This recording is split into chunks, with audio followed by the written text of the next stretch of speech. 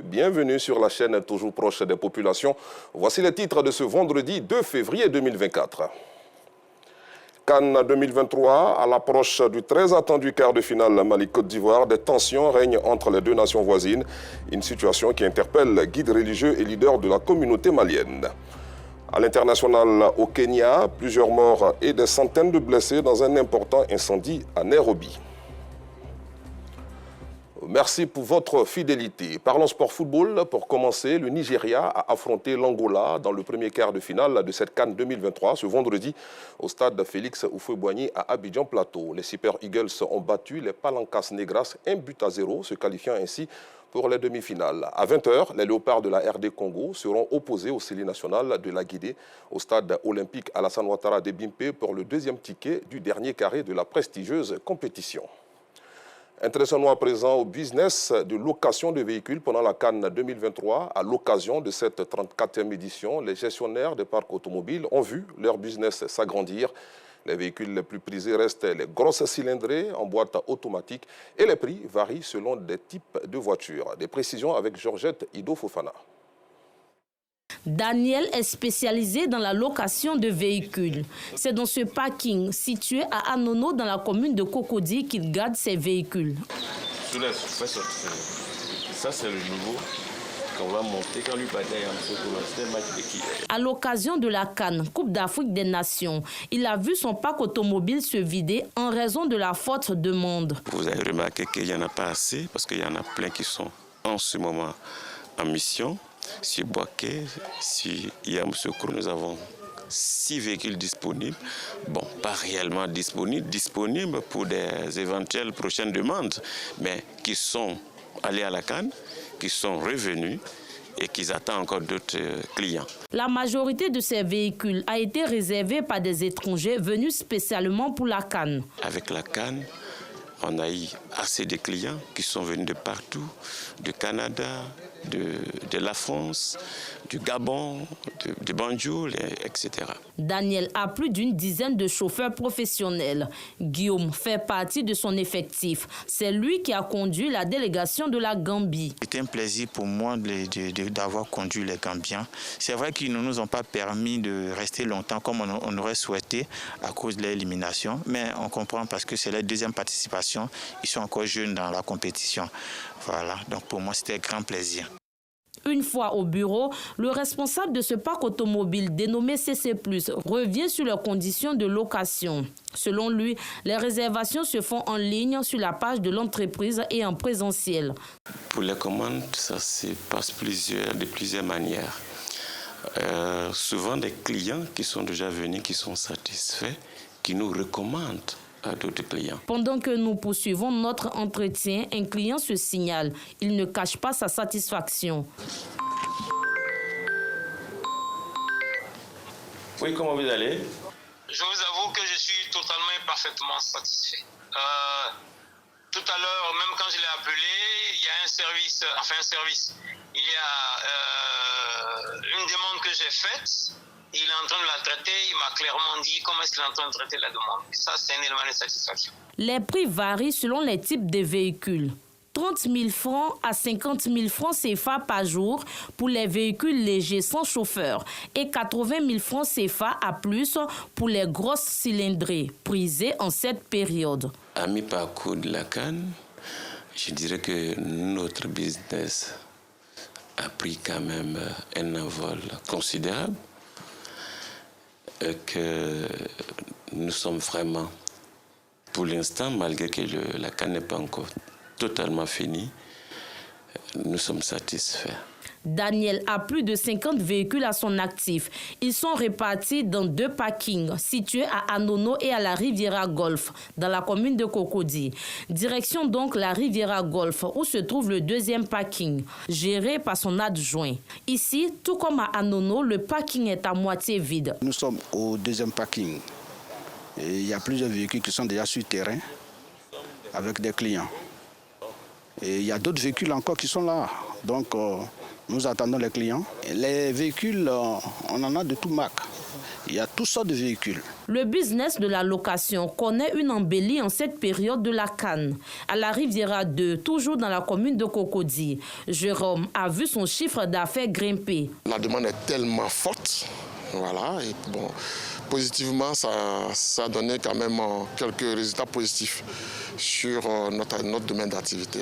Chez nous, on peut pratiquement faire sortir 10-15 véhicules par jour. Ils font la rotation, ils vont, ils viennent. Ça dépend de la demande des clients. Il propose des véhicules de luxe à ses clients. Pendant la CAN, actuellement, c'est les grosses cylindrées, c'est les Mercedes, les E ministériels, les S présidentiels. La 34e édition de cette grande fête du football africain est une période de vache grasse pour ses opérateurs économiques.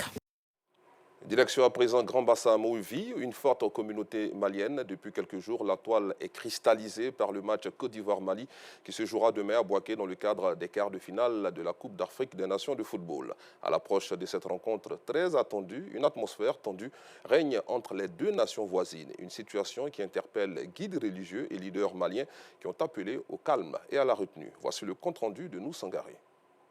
La Côte d'Ivoire affronte le Mali ce samedi 3 février au stade Charles Konabani de Bouaké. Match comptant pour les quarts de finale de la Coupe d'Afrique des Nations. Sur les réseaux sociaux, plusieurs propos discourtois de la part des supporters des deux équipes. À Grand Bassam, imams, pasteurs, fidèles et chefs de communauté appellent au calme et à la retenue. Nous avons informé toute la population, toutes nos communautés. Tous les chefs ont informé leurs sympathisants pour leur dire, ballon là, c'est un jeu, c'est pas pour faire la guerre. Nous, on est là pour faire en sorte que tout aille bien. Quand il y a un match, souvent les gens n'arrivent pas à contrôler leurs émotions. Mais après la compétition, après la CAN, la vie va continuer. Après la CAN, nos pays vont continuer. Donc il ne faut pas céder à la violence, il faut contrôler ses émotions, se confier à Dieu. Ces leaders religieux ont rappelé l'importance des relations entre les deux peuples avant de les inviter à ne pas céder à la provocation et à la manipulation. Une initiative de l'imam Moussa Dramé, président de l'Association internationale des leaders pour la paix et le développement. Notre pays s'appelle la paix. Nous avons entretenu cette paix-là. Ce n'est pas une compétition qui va durer pendant 90 minutes de temps et que nous allons contribuer, pour ne pas dire à l'humiliation de notre beau pays qui est connu sur le plan international comme un pays de paix. Dans une mosquée ou dans une église, toutes les nationalités se retrouvent, ou se trouvent, j'allais dire. Des prières ont également été dites afin que la rencontre entre les éléphants de Côte d'Ivoire et les aigles du Mali, demain samedi 3 février, se déroule dans une ambiance de fête. Un quart de finale qui ne doit pas ternir la longue fraternité entre le Mali et la Côte d'Ivoire. Profitons donc pour saluer l'excellence des relations entre Ivoiriens et Maliens. Toujours à propos de Côte d'Ivoire-Mali, le samedi dernier dans la commune du Plateau, le Haut Conseil des Maliens dans notre pays a organisé une conférence de presse pour inviter les populations ivoiriennes et maliennes à mettre fin au discours de haine et d'incitation à la violence sur les réseaux sociaux et à prôner l'amour, la fraternité et la solidarité. À Citadjara, Enza Traoré. Depuis la défaite de l'équipe nationale de la Côte d'Ivoire face au Nigeria, des vidéos de moquerie de certains Maliens circulent sur les réseaux sociaux à l'endroit des Ivoiriens. Un acte qui n'a pas été du goût des supporters et influenceurs ivoiriens. Depuis lors, les ressortissants des deux pays se lancent des pics sur les réseaux sociaux et la situation va de mal en pis. Pour éviter tout dérapage, tout incident diplomatique et mettre fin à ce clash, les membres du Haut Conseil des Maliens de Côte d'Ivoire lancent un appel et expriment leur mécontentement face à cette situation. Ce que je vois sur les réseaux sociaux ne me plaît pas du tout parce que je prends d'abord l'exemple sur moi. Moi, Mariam, je suis de père et de mère malienne, mais je suis née en Côte d'Ivoire. Grandi en Côte d'Ivoire, marié en Côte d'Ivoire, mes enfants aussi ivoiriens. Donc quand je vois les influenceurs en train de parler derrière les portables, je vais les mettre à la raison d'arrêter. Parce que ce que moi-même je me dis, ils sont derrière les portables. Et puis la plupart des gens qui font ça là, c'est ceux-mêmes qui ne bougent pas. Soit-disant les Maliennes qui sont au Mali, qui savent qu'ils ne vont jamais mettre pied en Côte d'Ivoire. Et les Ivoiriens en plus aussi qui sont en Côte d'Ivoire, qui sont là, ils ne vont pas au Mali. Mais nous là, Moi, je suis malien de 50%, ivoirien de 50%. On voit sur les réseaux sociaux depuis un bon moment, depuis le début de la CAN, des gens, je ne vais pas appeler forcément ce genre de personnes à des influenceurs, des gens mal intentionnés qui tiennent des propos à l'endroit des populations ivoiriennes résidentes au Mali et puis des populations maliennes résidentes en Côte d'Ivoire. C'est déplorable. C'est d'ailleurs, comme on va dire, rabaissant pour nous d'être sur un territoire et puis de tenir ce genre de propos-là à leur endroit. Donc nous, avant tout propos, tenons à nous excuser auprès du président Alassane Dramane Ouattara pour les désagréments commis. Quant au président du dit conseil, il appelle les populations au calme. Aujourd'hui, nous sommes réunis ici pour faire un appel à la communauté malienne. À cet effet, nous rappelons que le football est un jeu, un facteur de rapprochement, de cohésion sociale, de solidarité. Nous étant une organisation de la société civile, exhortons la communauté malienne au calme et à la retenue. Pour terminer mes mots, nous présentons nos excuses au peuple ivoirien pour tous les désagréments causés. Vive la CAN de l'hospitalité, vive la cohésion sociale, vive la paix. Je vous remercie. Le Haut Conseil des Maliens de Côte d'Ivoire invite les habitants des deux pays voisins à promouvoir les valeurs des fraternités et du vivre ensemble pour le bonheur de tous. Toujours à propos de ce derby ouest-africain qui se jouera demain au stade de la paix de Bouaké, le commandant de la brigade de gendarmerie d'Adjamé a entrepris une campagne de sensibilisation à la paix au Black Market pour calmer les tensions qui se lisent sur les réseaux sociaux. Des détails avec nos reporters Fedana Yeo, Aïcha Guiri et Georgette Ido Fofana. Nous sommes dans la période de la Coupe d'Afrique des Nations. Et demain, samedi 3 février 2024, il y a un match décisif qui va opposer la Côte d'Ivoire au Mali.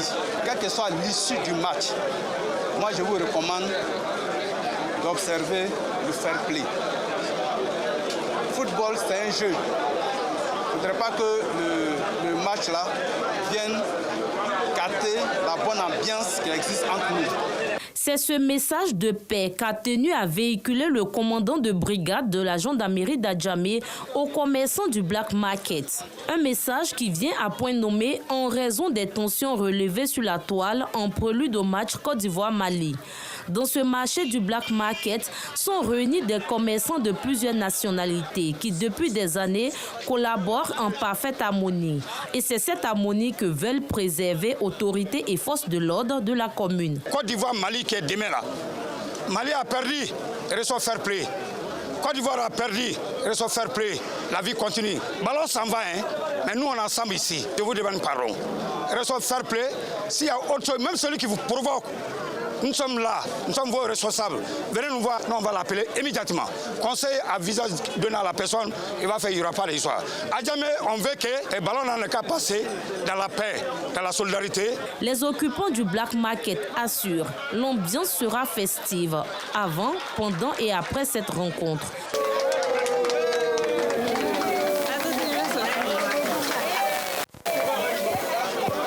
Sont prêts à préserver l'harmonie et la cohésion qui règnent au Black Market. Le football, c'est un jeu qui passe.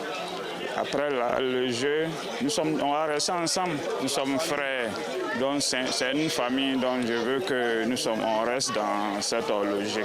Il ne s'agit pas de la bagarre, c'est injurier ici de gauche, de droite. Ça, c'est pas important. C'est le fair play. On s'amuse, on rigole, on joue, c'est tout. Les ballons, c'est une chose pour se rassembler. Le responsable des jeunes de ce marché promet que ce message reçu 5 sur 5 sera mis en pratique. Parce que nous sommes tous ensemble ici. Avant le foot, nous étions là et après nous serons là. Il ne peut pas avoir de problème ici si Dieu le veut. Parce que depuis le début de la semaine, la police nationale est passée, sensibiliser la jeunesse. Et aujourd'hui, la gendarmerie aussi est venue. Ils ont bien compris le message. Les supporters des éléphants de Côte d'Ivoire et ceux des aigles du Mali entendent à travers ce match qui va se jouer au stade de la paix de Bouaké renforcer le lien de fraternité et d'amitié. Toujours à propos de la fête du football africain, nous recevons à présent M. Franck Maboy, opérateur économique camerounais, et Blessing Koné, ex-footballeur ivoirien, qui viennent bien sûr nous parler de promotion de cette canne de l'hospitalité. Messieurs, bonsoir et bienvenue. Merci, monsieur. Merci, bonsoir. Justement, alors, vous allez déjà nous présenter le projet pour lequel vous êtes sur ce plateau. Nous sommes sur ce plateau. Monsieur Maboy. Yes.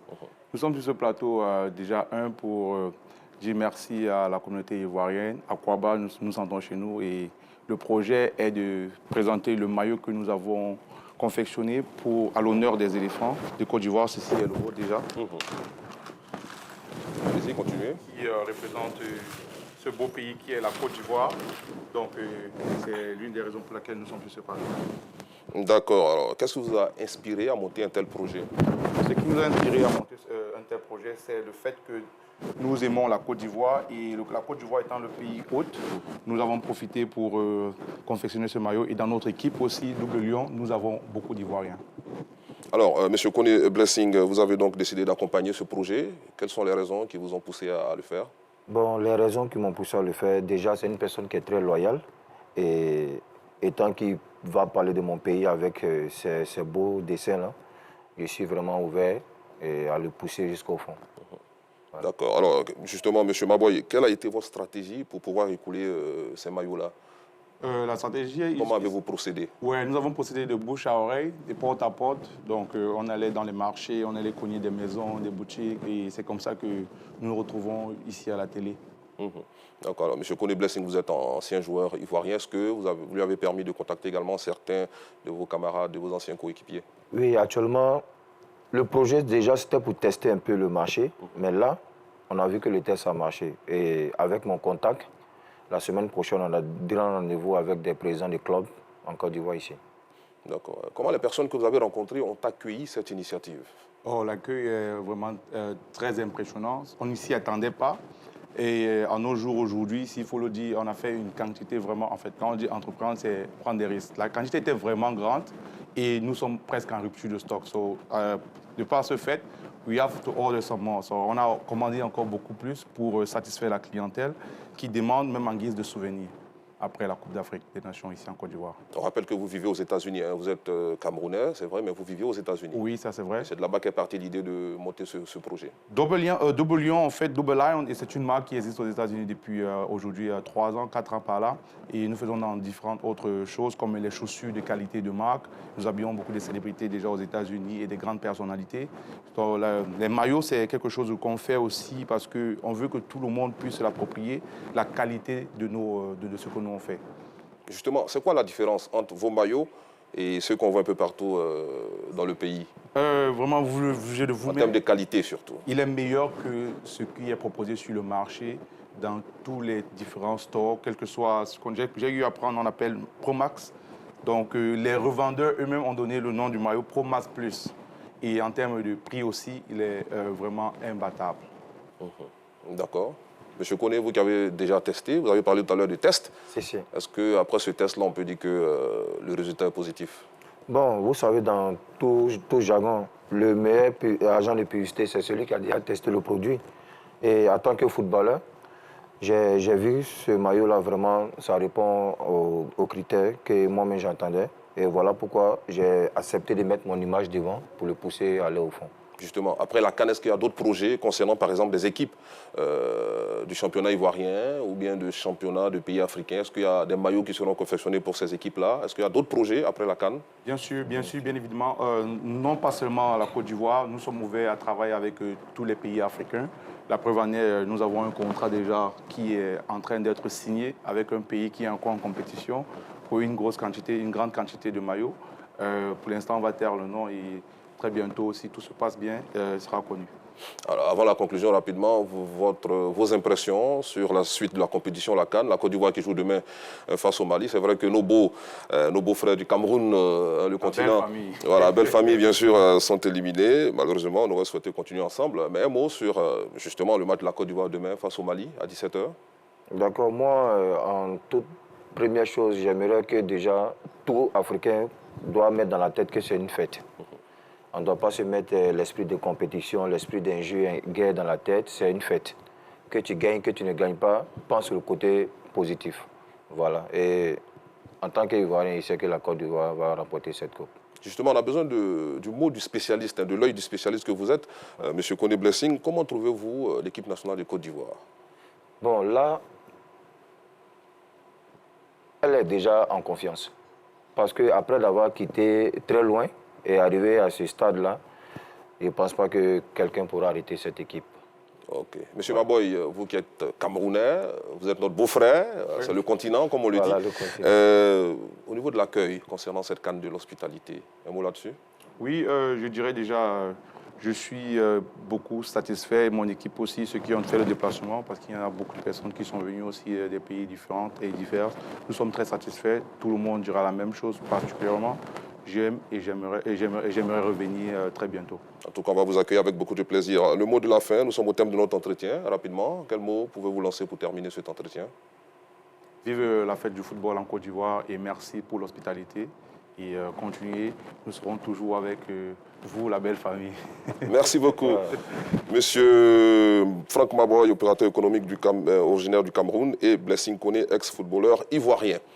Nous allons à présent aller hors du pays, à l'international au Kenya. Au moins 3 personnes ont été tuées et 271 autres blessées dans un vaste incendie causé par une explosion de gaz dans la nuit du jeudi 1er au vendredi 2 février à Nairobi.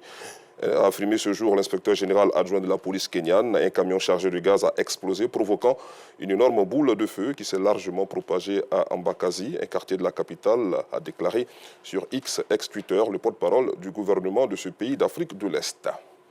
Point final, merci d'avoir suivi ce journal. À revoir sur les canaux digitaux du groupe RTI. Excellent début de week-end.